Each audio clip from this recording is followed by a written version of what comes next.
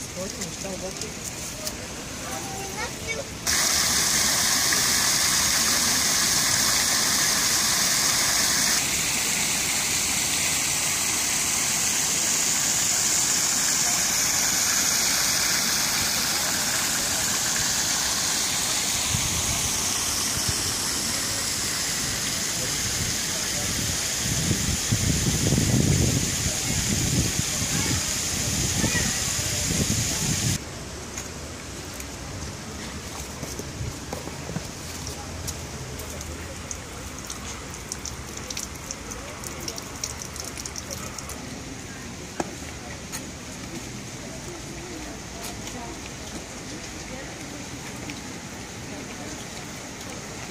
Бел кърня.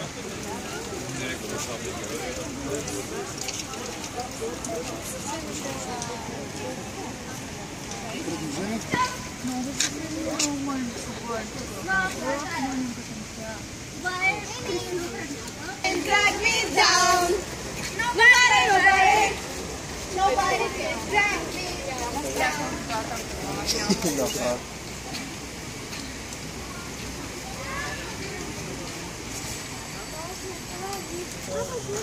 Обясни какво е това безплатна книжарница? Ами безплатна книжарница може да си направите навсякъде, във всеки град. И това е просто този тип книжарница, в който всичко е безплатно. Изкарваме книжките навънка, всеки, който има ненужна книжка, подреждаме ги по категории, хората си вземат безплатна книжка. Идеята е книгата да не стои в рафтовете и да събира прах, а да може да се върти и хората да се четат. Всеки може да си намери нещо полезно, което е, нали, така, по-старо, не е чак толкова ново, но е добре за него. Днеска сте в Морската града, по принцип къде могат да бъдат намерени? Ами безплатните книжки имаме постоянна книжарничка на центъра, който е солидарен център Варна, на улица София 1. Там има голяма библиотека и хората могат да дойдат да си вземат безплатни книжки. А сега сме ги изнесли навънка, за да направим малко обмен на книжки.